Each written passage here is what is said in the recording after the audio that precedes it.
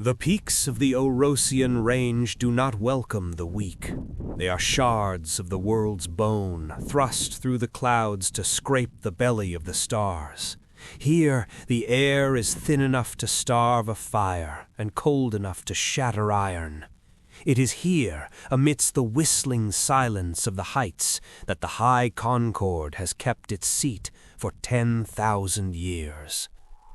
To the elves of the silver spires, dragon riding is a sacred liturgy. They approach the great drakes with silk-wrapped prayers and ancient songs, weaving spells of pacification that turn the dragons into extensions of their own serene will. To the dwarves of the deep crag, it is an act of engineering, binding the beasts in rune-etched harnesses that command obedience through the cold logic of stone. And then there are the humans. High Proctor Valerius stood on the edge of the great observation tier, his silver robes snapping like a whip in the gale. His eyes, clouded by centuries of arcane study, watched the dust figures bar down below on the scorched landing pads. "They are like mayflies trying to harness the sun," Valerius murmured, his voice a melodic rasp. Beside him stood Kalen, a human envoy whose face was lined with the harsh sun of the lowlands. Kalen didn't look at the proctor. His eyes were fixed on a young woman standing alone in the center of a blackened circle of soot. She held no silken ribbons. She wore no rune-carved armor. She wore boiled leather, salt-stained linen, and a look of terrifying focus. "You call us brief, Proctor," Kalen replied softly. "You say we flicker, but you forget what a flicker becomes when it meets a forest of dry wood." Below, the ground trembled. It wasn't the shaking of an earthquake, but the rhythmic, heavy pulse of a heart the size of a furnace. From the shadows of the great maw, the cavern that housed the Unbound, emerged a terror of crimson and obsidian. He was known as Ignis-Thul, the scourge of the basalt plains. He was a dragon of the old blood, so ancient that moss grew in the crevices of his spinal plates. He had killed 3 elven lords who had tried to sing to him. He had melted the dwarven chains of the last century as if they were wax. The dragon let out a low, vibrating growl that rattled the teeth of every initiate on the mountain. A plume of black smoke, thick with the scent of sulfur and old death, drifted from his nostrils. The girl didn't flinch. She stepped forward, her boots crunching on the dragon-scale gravel. "She has no magic to shield her mind," Valerius noted, a hint of pity in his tone. "The moment she enters his aura, the sheer weight of his malice will stop her heart. Why do you insist on this cruelty, Kalen? Why send your children to die against the Unbound?" "Because we don't want to bind them," Kalen said, his voice rising over the sudden roar of the wind. "Your people seek to bridge the gap with spells. We seek to bridge it with the only thing we have that lasts as long as a dragon's memory." The girl reached the edge of the dragon's shadow. Ignis-Thul lowered his massive head, his eyes burning crucibles of molten gold, focusing on the tiny creature before him. He opened his jaws, revealing rows of teeth like jagged obsidian swords. The heat radiating from his throat turned the air into a shimmering haze. The girl didn't pray, she didn't sing. She reached out a bare, trembling hand and pressed it directly against the dragon's sensitive, heat-cracked snout. "I see you," she whispered, her voice carrying through the mountain's silence like a bell. "I am small, and I am dying from the moment I was born, but I am here, and I will not look away." For the first time in 1,000 years, the scourge of the basalt plains did not roar. He exhaled, a long, huffing breath that blew the girl's hair back and coated her in the scent of ash. And then, slowly, the great beast lowered his shoulder, offering a path to his spine. Up on the tier, Valerius went pale. Impossible! There is no spell, no binding. It's not a binding, Proctor, Kalen said, a grim smile touching his lips. You see a monster, she sees a kindred spirit. Both of them were born into a world that wants to cage them, and both of them are about to show you why that was a mistake. As the girl climbed, her fingers digging into the rough volcanic hide, the sky above the Orosian range began to darken, not with clouds, but with the coming of a storm that no song could soothe. The ascent was not the graceful rise of a bird, it was a violent rejection of the earth. When the girl, whose name was Elara, though the mountain had forgotten it, locked her knees into the high-backed saddle of scarred leather, she felt the dragon's muscles bunch like tectonic plates shifting beneath her. Ignis-Thul did not wait for a command. He did not seek permission. With a roar that split the thin mountain air, he threw himself into the abyss. For a heartbeat, there was only the terror of the fall. Gravity, that ancient enemy of man, clawed at Elara's chest, trying to pull her from the dragon's spine and cast her broken body into the mists below. But her hands, raw and white-knuckled, hold the iron pommel with the desperation of the drowning. Then the wings opened. It sounded like the sails of a great galleon catching a hurricane. Two massive membranes of soot-colored skin snapped taut, catching the updraft. The deceleration was so sudden it forced the air from Elara's lungs, slamming her down against the dragon's neck.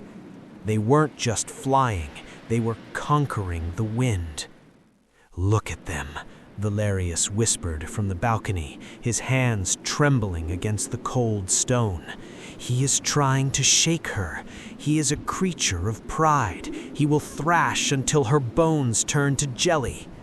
He wasn't entirely wrong. Ignis-Thul was a storm given flesh.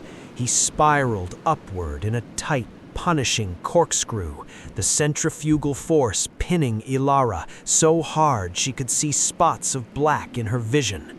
The dragon dived, then banked so sharply that the world turned sideways, the jagged peaks of the Orosian range appearing like teeth ready to grind them into dust. But Elara did not scream. She tucked her head low against the heat of his scales, smelling the ozone and the ancient smoky musk of the beast. She stopped fighting the motion and began to anticipate it.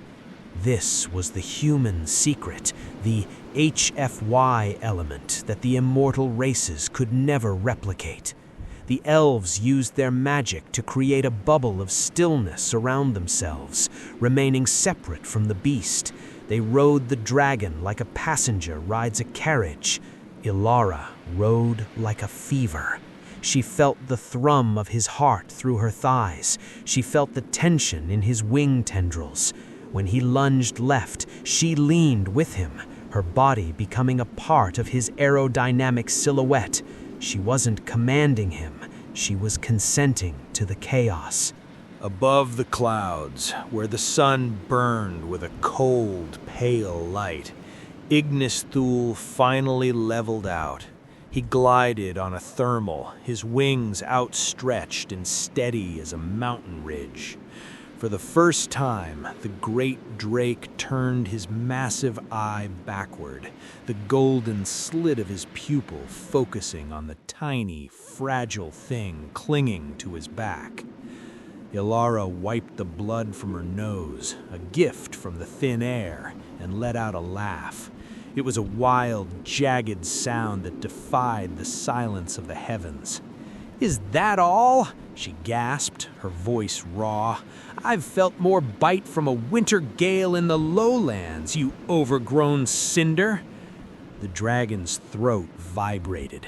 It wasn't a growl this time. It was a low, rumbling resonance that Elara felt in her very marrow. It was the sound of a predator recognizing another. Below them, the high Concord's towers looked like toy blocks. The immortal elves were invisible, hidden away in their perfumed halls. Up here, there was only the sun, the wind, and the bone-deep realization that a creature of 100 years and a creature of 10,000 had found a common language: spite. Ignis-Thul let out a plume of fire, not at an enemy, but at the sky itself, a golden ribbon of flame that stretched for 100 yards. It was a signal the Unbound had chosen. Kalen, watching from below, felt a tear freeze on his cheek. "You see, Proctor, you taught your riders to be masters. We taught ours to be brothers in arms. Your dragons obey you because they must. Ours follow us because they're curious to see what we'll do next." But as the pair circled the highest peak, the dragon's head suddenly snapped toward the north. The golden glow in his eyes dimmed, replaced by a cold, flickering shadow. A sound began to rise from the horizon, a low, rhythmic drumming that wasn't made by wings of flesh. The sky was changing. A bruised purple bruise was spreading across the northern horizon, and within it, things were moving, things that did not belong to the natural world. The Blight had arrived, and the poetic peace of the Oracean range was about to be burned away. In the weeks following the first flight, the Oracean range transformed. The air, once filled with melodic chimes of Elven meditation bells, was now thick with the scent of coal smoke, hot oil, and the rhythmic thud-clur of human smithies. The high Concord looked on with a mixture of disgust and bewilderment. To them, a dragon was a divine vessel. To the humans of the Iron Saddle Corps, a dragon was a heavy bomber with a pulse. In the cavernous hangars carved into the lower cliffs, Elara sat atop a scaffolding plank, watching a team of human engineers work on Ignis-Thul. The dragon who would have incinerated any elf who dared approach with a tool sat unnervingly still. He seemed fascinated by the humans. They didn't treat him like a god. They treated him like a partner who needed a better edge. "Watch the heat sink on the ventral plates," Elara called down, her voice echoing. "He's been venting high on the left side since the dive." A master smith, his skin tanned to the color of old leather, nodded. He was fitting a prototype, a G-force harness. Unlike the silken ropes of the elves, this was a web of reinforced drake hide and spring steel. The elder races don't understand. They use magic to dampen the G-forces. They sit in a bubble of false stillness. But humans, we were built for the strain. Our hearts beat faster, our blood clots quicker, and our bones, well, our bones are just stubborn enough to stay in one piece. He was right. This was the biology of spite. An elf's constitution was tied to the ambient mana of the world. If the mana flickered, the elf grew weak. But a human was a self-contained engine of chemical fire. When the adrenaline hit, a human rider could endure turns that would burst the capillaries of a highborn. "Proctor Valerius says we are desecrating the beasts," Elara said, jumping down from the plank and landing with a dull thud. The smith laughed, patting Ignis-Thul's massive soot-stained flank. "Desecrating? Look at him, girl. He's never been sharper." He pointed to the dragon's claws. The humans hadn't replaced them. Nature had done a fine job there, but they had added a secondary saddle rigging that allowed Elara to lay completely flat against his spine, reducing wind resistance and turning the pair into a single aerodynamic needle. But the real HFY moment wasn't the armor, it was the stamina. The elves can fly for 4 hours before their mental exhaustion breaks the link, Kalen said, appearing from the shadows of the hangar. He looked tired, his eyes fixed on the darkening northern sky. The dwarves can go for 6, provided their machines don't overheat. But you, Elara, how long did you stay up yesterday? Elara wiped a streak of grease from her forehead. 14 hours. We tracked the edge of the Blight near the shattered coast. Kalen turned to the proctor, who was standing at the entrance of the hangar, looking like a man who had walked into a nightmare.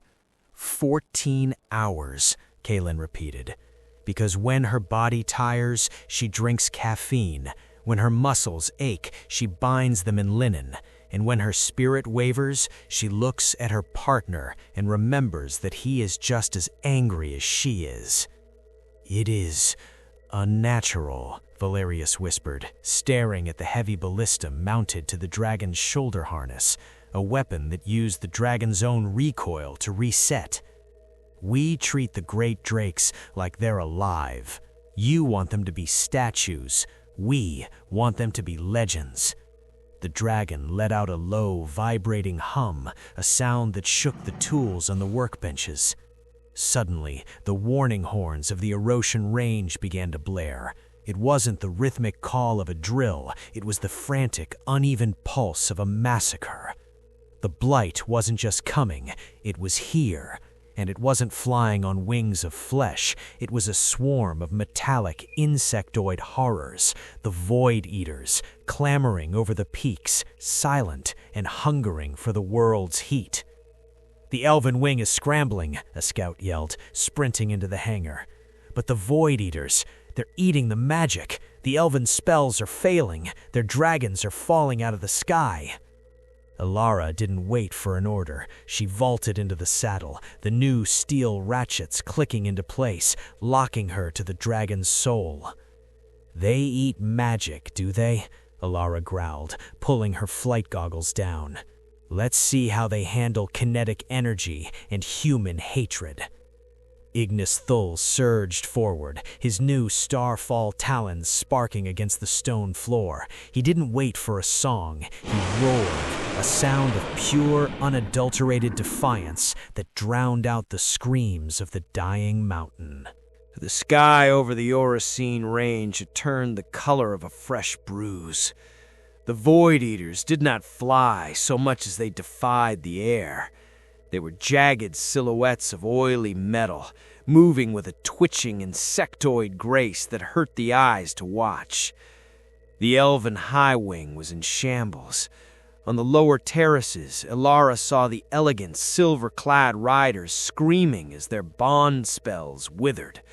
Without the magic to dampen the wind and steady their hearts, the elves were being bucked from their saddles. Their dragons, suddenly deprived of the rhythmic songs that guided them, were hovering in a state of catatonic shock. "The magic is their oxygen," Kalen's voice crackled through the short-range radio, a crude human invention of copper wire and crystal that didn't rely on the mana grid. "When the swarm feeds, the elves suffocate. Elara, you're the only thing in the air that doesn't need a spell to breathe." "Copy that," Elara grunted. The G-forces were already clawing at her face, pulling her skin back into a grimace. "Ignis, they're looking for the light. Let's show 'em the heat."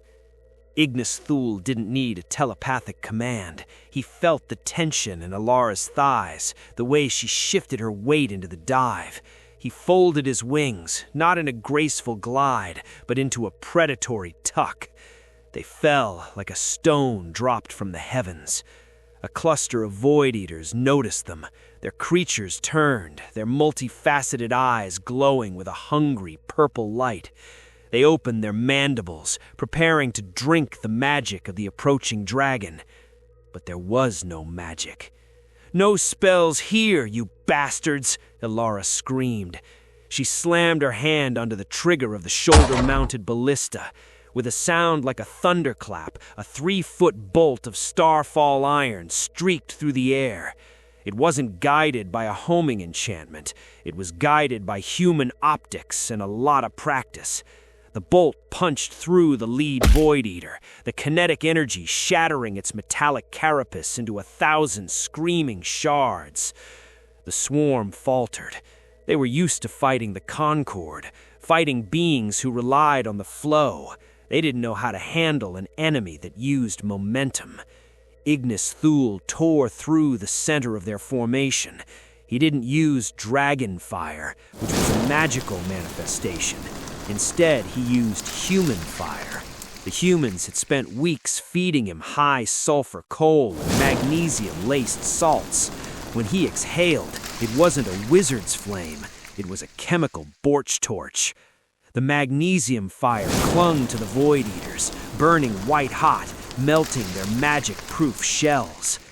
"They're breaking!" Elara yelled, banking so hard she felt the ribs on her left side groan. "They don't understand the physics." High above, on the observation tier, Proctor Valerius watched in stunned silence. He saw an elven rider plummet to his death, his dragon wailing in confusion.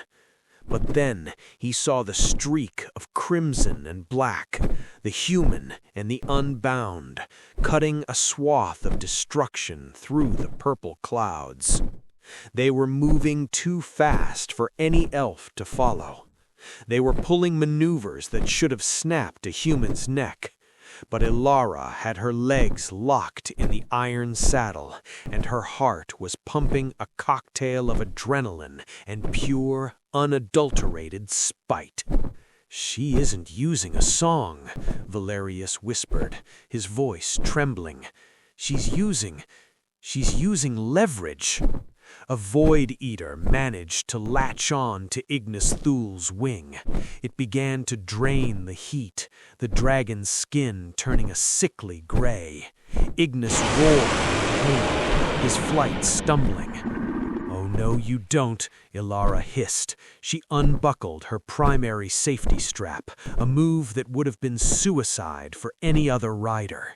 She stood up in the stirrups, the 200-mile-per-hour wind trying to rip her off the dragon's back. She pulled a short, heavy trench hammer from her belt. Steel head, lead core, no magic, just weight. With a roar that rivaled the dragon's, she swung. The hammer connected with the creature's headplate with a sickening crunch. The Void Eater's grip broke, and it tumbled into the abyss.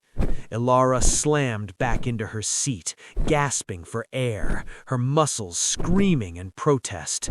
Ignis-Thul looked back at her, his golden eye wide with a new kind of respect. "You stayed," the dragon's mind didn't say, but his heart thrummed. "You fought on the skin of the world for me." "We're just getting started, Ignis," Elara wheezed, her vision blurring at the edges. As the sun began to set, the mountain was no longer a place of quiet meditation.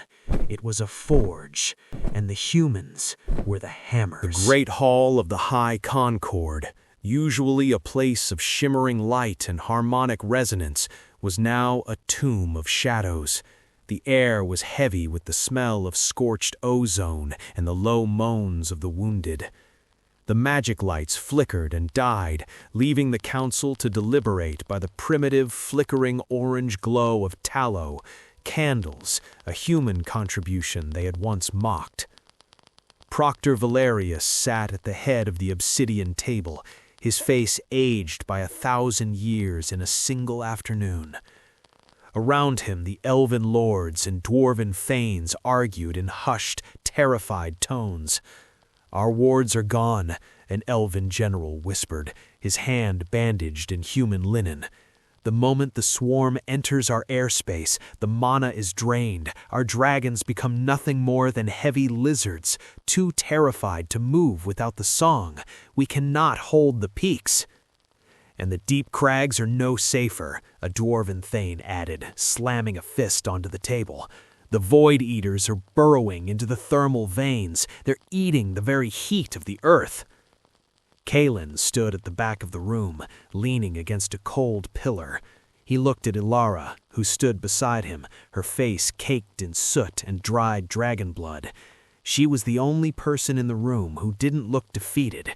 She just looked tired and ready to get back to work. "There is one option," Valerius said, his eyes finally meeting Kalen's. "The source. Our Farseers, those who haven't gone blind from the void, have located the rift.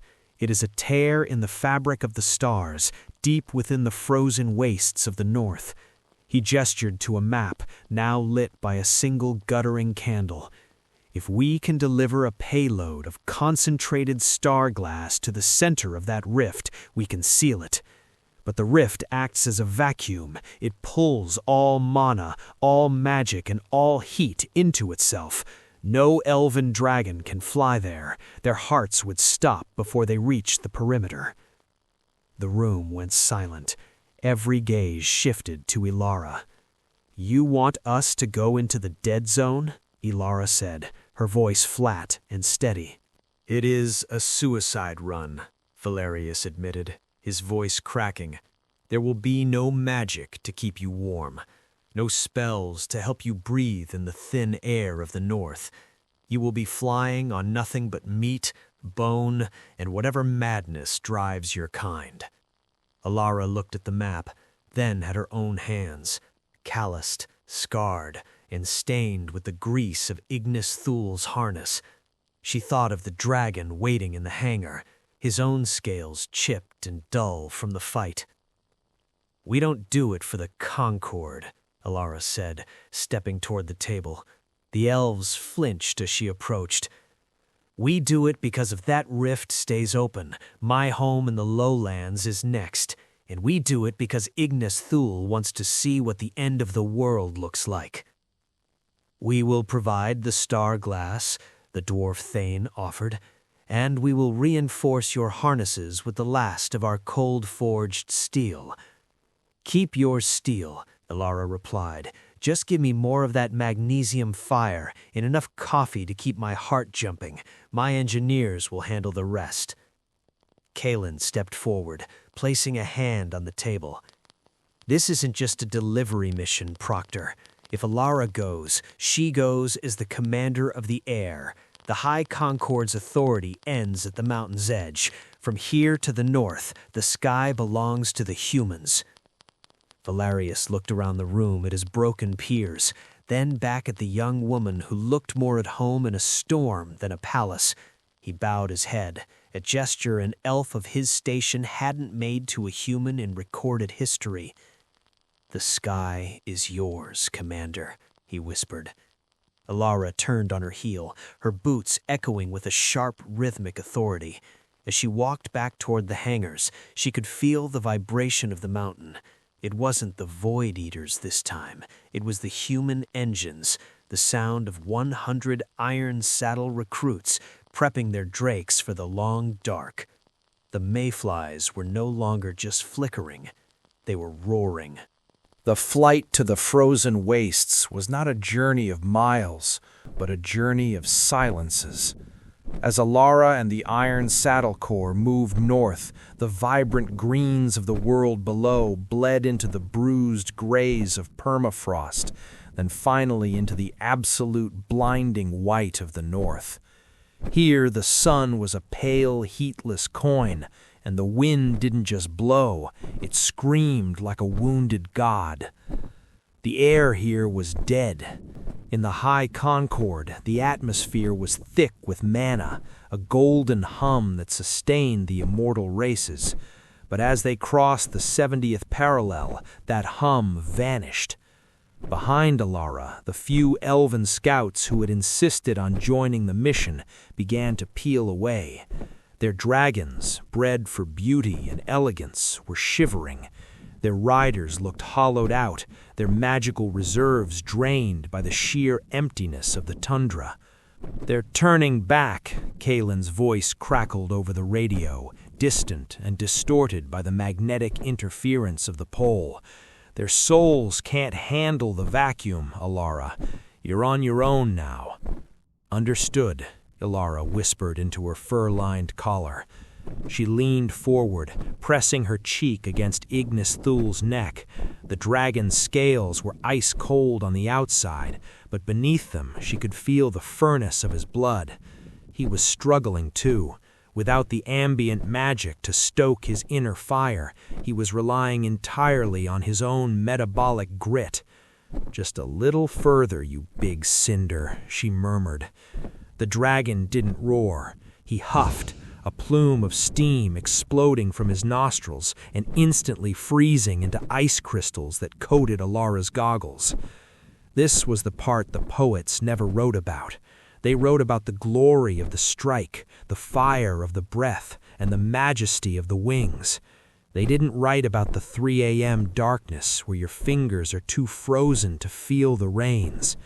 They didn't write about the way a human has to talk to a dragon just to keep from going mad in the whiteout. "Did I ever tell you about the lowlands?" Elara asked the wind. The dragon shifted a wing flap, a subtle sign he was listening. "There's a tree near my father's house, a great oak. It's been there for 400 years. To the elves, that's a sapling. To me, it's an eternity. I used to think that tree was the center of the world. I thought if I could just climb to the top, I'd be able to see everything." She felt a low vibration in the dragon's spine, a curiosity. "I never made it to the top," she laughed, the sound whipped away by the gale. "My father told me then, humans aren't meant for the heights, Elara. We're meant for the dirt. That's why we value the sun so much, because we're so far away from it." She reached down, patting the heavy canisters of star glass strapped to the dragon's flanks. "I think he was wrong. I think we're the only ones who should be up here. The elves think the sky belongs to them by right of birth, but we had to earn every inch of this air with leather, steel, and broken bones. That makes it ours." Ignis-Thul let out a resonant, deep-throated chime. It was a sound of agreement. In the long dark, the barrier between species was eroding. He wasn't a beast, and she wasn't a rider. They were 2 points of heat in a world that wanted to be cold. Suddenly, the dragon's posture stiffened. He banked sharply to the right, his eyes narrowing. In the distance, the white horizon was being swallowed by a wall of obsidian fog. It wasn't a storm, it was the gravity well of the rift.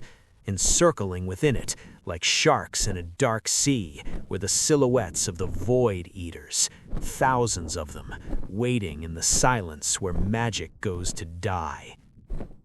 "There it is," Elara said, her heart hammering a frantic rhythm against her ribs. She reached back and clicked the safety toggle on the magnesium fire dispensers. The end of the world. She felt Ignis-Thul's heart speed up to match her own. The biology of spite was kicking in.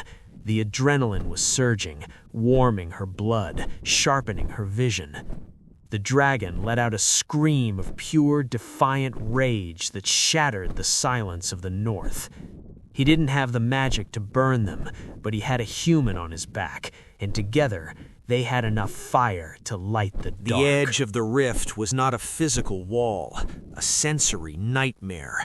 The light didn't reflect, it seemed to stretch and tear, turning the white snow of the wastes into a sickening, strobing gray. The closer they flew, the heavier the silence became, a thick, pressurized quiet that made Elara's ears bleed. "Ignis, stay low!" she shouted, though the sound of her own voice felt thin and hollow, as if the rift were eating the vibrations before they could leave her throat. From the obsidian fog, the first wave of void eaters emerged. These were different from the ones at the mountain. These were larger, their bodies translucent and shimmering with stolen mana. They didn't move like animals, they glided with a terrifying mathematical precision.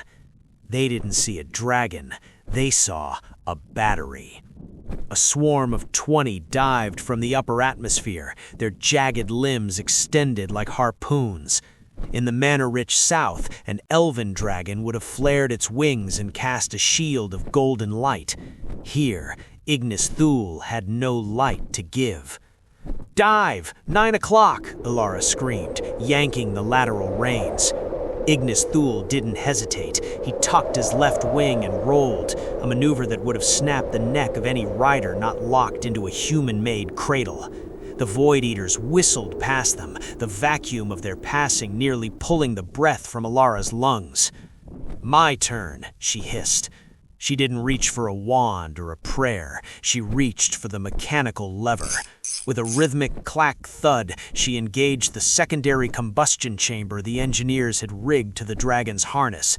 It was a crude device, a tank of pressurized oxygen and pulverized magnesium. "Now, Ignis, spit!" The dragon opened his maw. As he exhaled his natural, non-magical gases, the human device injected the oxygen-magnesium slurry into the stream. The result was a plume of white-hot chemical fire that burned with the intensity of a falling star. The Void Eaters, built to absorb the soft, ethereal energy of magic, were utterly unprepared for the raw thermal violence of a magnesium flare. The lead creatures didn't just die, they vaporized. Their metallic shells turned to liquid slag in midair. "That's it!" Elara cheered, though the heat of the blast singed her eyebrows. "They can't eat the sun!" But the swarm was infinite. For every 10 she burned, 100 more surged from the fog. They began to use their own bodies as shields, throwing themselves into the fire to clog the dragon's path.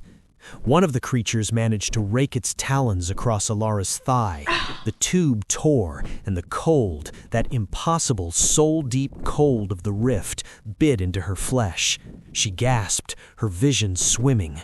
"Stay awake," she told herself. "The dragon feels what you feel." She could feel Ignis-Thul's panic, a cold ripple in their shared bond. He felt her blood cooling. He felt her grip weakening. The dragon let out a mournful, vibrating low note, his speed faltering.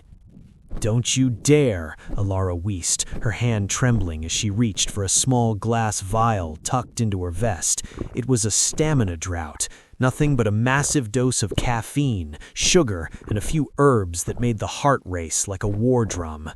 She downed it in one gulp. Her heart didn't just beat, it slammed against her ribs. Her pupils dilated until the gray world turned sharp and bright. The pain in her leg didn't vanish, but it became information rather than an obstacle. "I'm still here, Ignis," she roared, her voice regaining its edge. Sensing her surge of chemical defiance, the dragon found his second wind. He beat his wings with such force that the sound was like cannon fire. They tore through the outer rim of the swarm, a streak of white fire and black scales, heading straight for the swirling eye of the rift. They were through the first layer, but the sky was getting darker, and the long dark was about to be the final night. The eye of the rift was a gravity well that defied every law of the world Elara had known. Here, the air didn't just feel thin, it felt wrong, like a liquid that refused to be swallowed. As they pushed deeper, the physical toll became a heavy, suffocating blanket. This was the meat, the raw, unvarnished struggle of biological life against a void that hated the very concept of a heartbeat. "Steady," Elara whispered, but her voice was a ghost. Her lungs burned with every breath, the cold air crystalline and sharp enough to scar her throat. Ignis-Thul was slowing. The great drake's movements, once fluid and terrifying, had become jerky and labored. The frost was thick upon his eyelids, and the rhythmic thump of his heart, usually a drumbeat that could shake the earth, was now a frantic, shallow fluttering. The gravity of the rift was pulling at them, trying to drag their mass into the singularity at the center. "The payload!" Elara groaned, her fingers fumbling with the release valves. The star-glass canisters were heavy, too heavy. In the dead magic zone, the glass had lost its buoyancy. It was now dead weight, hundreds of pounds of volatile crystal dragging the dragon down toward the jagged ice below. We have to jettison the outer casing," she muttered to herself. She unbuckled her safety harness. In the buffeting winds of the rift, this was madness. If she slipped, there would be no magical featherfall spell to save her. There was only the long, cold drop. She crawled out onto the dragon's wing joint, her boots slipping on the frozen scales. Every movement was an agony of lactic acid and shivering muscle. Her fingers, purpled by the frost, could barely grip the iron wrenches. "Why do they do it?" She could almost hear Proctor Valerius's voice in the wind. "Why does the mayfly strain against the storm?" She reached the first canister. She jammed the wrench into the manual release. It was frozen shut. "Come on!" she screamed, her voice cracking. She slammed her shoulder against the tool. "I am a human. I am the thing that doesn't break." With a scream of metal on metal, the bolt sheared off. The heavy lead casing fell away, tumbling into the abyss, leaving the glowing, raw star glass exposed. The dragon gave a sharp, pained grunt as the weight shifted, his wings snapping upward. Elara clung to the harness by a single finger, her body dangling over the void. For a second, she looked down. She saw the Blight below, not just a swarm, but a literal ocean of shadows waiting for her to fall. A massive, warm snout pressed against her back. Ignis-Thul had twisted his neck at an impossible angle, using his head to pin her safely against his shoulder. He wasn't just a mount, he was an anchor. He breathed on her, not a blast of fire, but a slow, rhythmic exhale of his remaining internal heat, melting the ice from her goggles. "Live," the heat seemed to say, "small one, live." "I'm okay," she gasped, pulling herself back into the saddle. "I'm okay." She looked at her hands. The skin was torn, the blood freezing almost as soon as it bubbled up, but her heart, the human engine, was still slamming against her ribs. She was a creature of a 70-year lifespan, standing in a place where immortals died in seconds, and she was still moving. She checked the altimeter. They were 3 miles from the core. The Void Eaters were congregating ahead, forming a solid wall of obsidian flesh to block their path. They didn't need to attack, they just needed to exist. They were a mountain of silence that the dragon could not fly over. "They think we're going to try and outfly them, Ignis," Elara said, a grim, bloody smile spreading across her face. She reached for the final toggle, the one the engineers had told her never to touch unless she was ready to die. It was the afterburner, a direct injection of pure, refined dragon gall and liquid magnesium into the dragon's secondary lung. It would give him the speed of a comet, but it would burn him from the inside out. "It's a long shot, big guy," she whispered, her hand hovering over the lever. The dragon didn't flinch. He let out a low, resonant hum of acceptance. They weren't just riders and mounts anymore. They were a single, desperate prayer being offered to a cold universe. The heat was becoming unbearable. The friction of the air was melting the outer layers of the dragon's scales, turning them into molten glass that trailed behind them like a comet's tail. Elara's leather suit began to smoke. Yet in the center of this inferno, the bond was at its purest. Elara wasn't thinking, she was feeling the dragon's path. She moved the reins not to guide him, but to steady him against the turbulence of his own wake. "The core!" she cried out. Ahead, the rift opened into a sphere of absolute nothingness. At its center sat the anchor, a pulsating crystalline spire that was tethering this nightmare to their reality. "The payload, Ignis, now!" But as she reached for the release, a massive, jagged limb of a void general, a creature the size of a tower, slammed into them from the side. The impact was cataclysmic. Ignis-Thul was sent spinning. The star-glass canisters groaned, one of them tearing loose from its mount and tumbling uselessly into the dark. Elara felt her consciousness slipping. The afterburner was failing, the dragon's internal fires guttering out. They were falling, just short of the mark. "No!" Elara wheezed, her hand clawing at the remaining canister. She looked at the anchor. It was so close, she could see the cracks in the world's fabric. Then she felt it, a surge of warmth. It wasn't the chemical fire. It was Ignis-Thul, the dragon, his wings shredded and his body cooling. He was using the very last of his life force to push. He wasn't flying anymore. He was throwing her. He banked his body, using the last of his momentum to whip-launch Elara and the remaining starglass toward the spire. "Go!" The dragon's spirit seemed to roar in the silence of her mind. "Go, Mayfly! Shine!" The world ended in a crash of ice and screaming metal.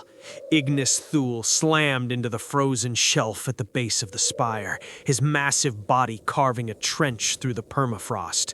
The impact threw Elara from the saddle, sending her tumbling across the jagged glasslands. When she finally stopped sliding, the silence was more painful than the noise. She lay on her back, staring up at the rift. It was close now, a gaping wound in the sky that sucked the color from the universe. "Ignis?" she coughed, the sound wet and metallic. A few yards away, the great drake lay still. His breathing was a ragged, whistling hitch.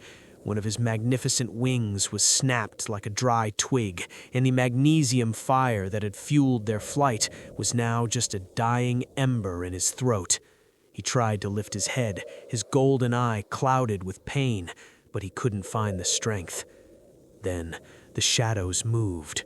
The remains of the swarm, thousands of void eaters that had survived the supersonic shockwave, were descending.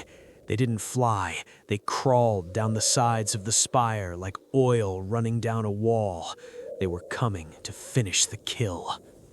Elara looked at her leg. It was twisted at an angle that made her stomach turn. Her iron saddle was gone. Her ballista was a heap of scrap. "Okay," she whispered, her voice trembling. "Okay." She reached out and grabbed the handle of the remaining starglass canister. It weighed 80 pounds, an impossible burden for a woman with a broken leg and a concussion. She began to crawl. It was a slow, pathetic movement. She dragged herself through the slush, her fingers clawing at the ice, the heavy canister hitched to her belt by a fraying leather strap. Every inch was a battle against gravity. Every breath felt like swallowing needles. The first Void Eater landed 10 feet away. It tilted its head, its mandibles clicking in a rhythmic, mocking sequence. It didn't see a threat. It saw a broken mayfly. "I'm not done," Elara hissed through gritted teeth. She reached into her boot and pulled out a flare, the last of the magnesium starters. She didn't fire it. She held it like a dagger. As the creature lunged, Elara didn't flinch. She waited until she could smell the cold chemical rot of its breath. Then she jammed the flare into the soft sensor cluster beneath its jaw and pulled the pin. The white light was blinding. The creature shrieked, its head dissolving in a spray of molten sparks. The rest of the swarm paused. They were ancient, immortal, and driven by a singular cold logic. That logic told them that a creature as broken as Elara should have curled up and died. They didn't understand the HFY variable, the human ability to turn agony into fuel. From behind her, a low, vibrating growl echoed across the ice. Ignis-Thul had forced himself up onto his front claws. He couldn't fly, and he couldn't run, but he could still be a shield. He positioned his broken body between Elara and the encroaching swarm. His neck extended, his teeth bared in a snarl that shook the foundations of the spire. "Go!" the vibration seemed to say, shaking the very ground beneath Elara's hands.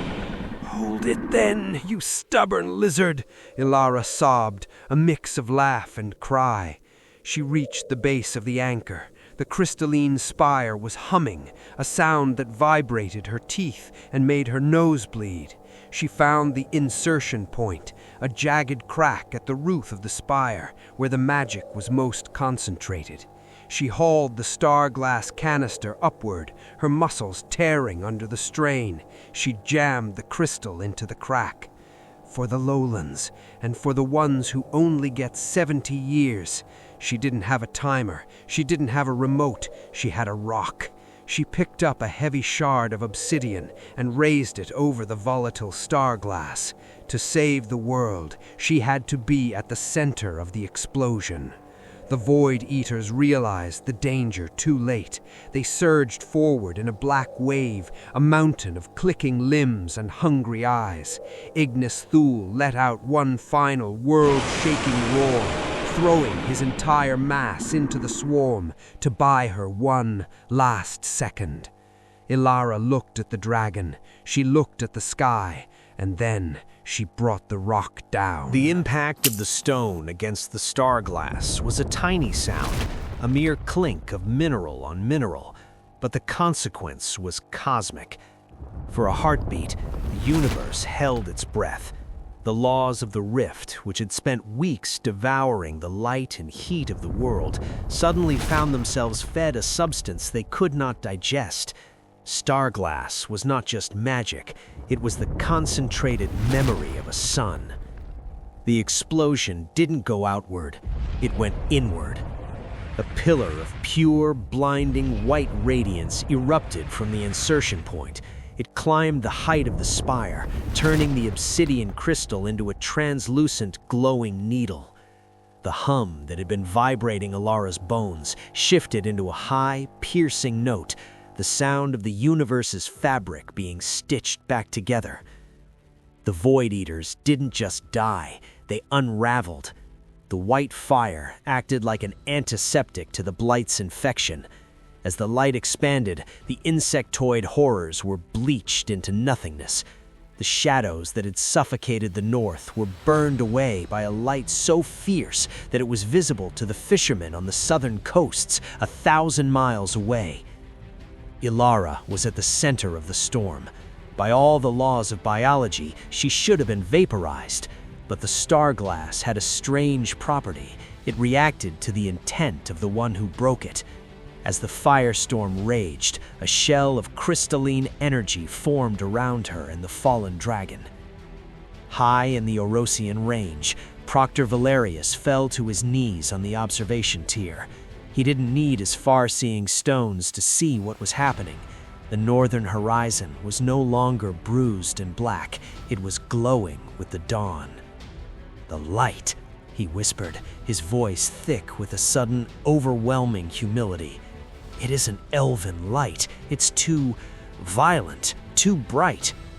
"It's human light, Proctor," Kalen said, standing tall despite the exhaustion. "It's the light you get when you pack a lifetime of ambition into a single second."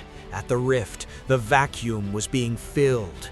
The mana that had been drained from the world began to rush back in, a golden tide that swept across the frozen wastes. It hit the Erosian mountains like a warm spring breeze, reigniting the magical lanterns and healing the withered spirits of the elven dragons.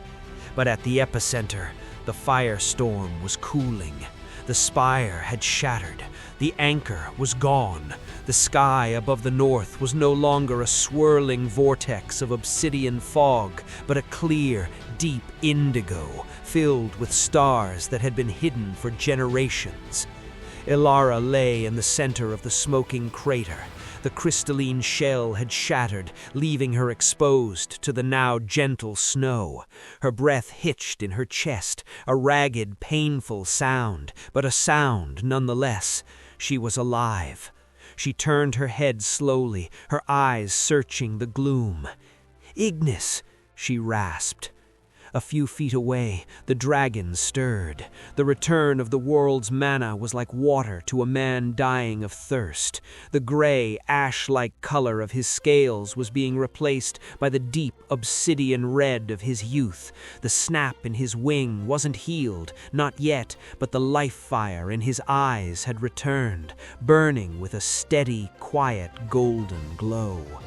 He let out a low, huffing breath, a plume of sulfur and victory. He reached out with his massive, scarred snout and gently nudged Elara's hand. She didn't have the strength to climb back into the saddle. She didn't have the strength to stand. She simply curled her fingers into the rough, warm hide of his neck and let out a sob of pure, exhausted relief. They had done the impossible. They had gone into the silence where the immortals feared to tread, and they had brought back the sun. The mayfly and the monster had broken the end of the world. The war did not end with a celebratory parade, but with a profound and heavy silence that draped over the world like a fallen shroud. In the months that followed the light of the north, the Erosian range changed forever. The high concord remained, but the silver spires no longer felt so tall. The elven lords still sang their songs, but they sang them with a new tremor in their voices, a recognition that the universe was far vaster and more indifferent than their poems had suggested. The Iron Saddle Academy was no longer a hidden camp of madmen in the lower foothills. It had been moved to the very summit of the range, occupying the halls where the High Proctor once sat in judgment. Proctor Valerius, now a frequent visitor to the human hangars, stood on the newly christened Vanguard tier. He watched as a flight of young riders, human, elven, and even a few stout dwarves, practiced the momentum dive that Elara had pioneered. "They don't use the songs anymore," Valerius noted, his voice devoid of its old condescension. "They use the rhythm of the heart. They use the... what did you call it, Kalen?" "Sympathy," Kalen replied, leaning against the stone railing. He was older now, but he walked with the confidence of a man whose people had saved the stars. Not the sympathy of a master for a pet, the sympathy of one dying thing for another. It turns out, Proctor, that immortality makes you a terrible partner. You have too much to lose. Humans, we have so little time that we're willing to spend it all in a single heartbeat. Dragons respect that. In a quiet valley far below the frost line, where the grass grew thick and the air was rich with the scent of pine, a massive shape lay basking in the afternoon sun. Ignis-Thul was no longer the scourge of the basalt plains. To the local villagers, he was simply the Elder. His left wing was scarred and stiff, a permanent reminder of the supersonic flight, but he moved with a grace that was no longer feral. It was purposeful. Elara sat on a flat rock beside him, her legs supported by a brace of human steel and dwarven runes. She wasn't wearing her flight goggles or her scorched leather. She was holding a book, her fingers tracing the words of a history that was being rewritten in real time. She looked up as a shadow passed over the valley. A young rider on a bright green drake waved down at her, a salute to the woman who had shown them that the sky wasn't a gift, but a conquest. Elara didn't wave back with a hero's flourish. She simply nodded, a small, tired smile touching her lips. "They think we're gods now, Ignis," she whispered, leaning her head back against the dragon's warm, obsidian-red shoulder. The dragon let out a low, vibrating hum, a sound that resonated through the earth, through the trees, and through Elara's own bones. It was the same frequency as the light of the north. "Let them think what they wish," the vibration seemed to say. "We know the truth." The truth was that humanity was brief. They were flickering embers in a cold, dark cave. They were fragile, prone to breaking, and plagued by 1,000 different fears. But when the darkness grew too thick and the immortals hid their faces, it was the mayflies who stepped into the storm. Not because they were chosen, not because they were magical, but because they were the only ones who knew that if you're going to burn out anyway, you might as well be the sun. As the sun dipped below the Erosian peaks, casting long golden shadows across the world, the sound of 100 dragon calls echoed through the air. It wasn't a liturgy, it wasn't a command, it was a chorus of the unbound. And for the first time in 10,000 years, the world was finally, truly free.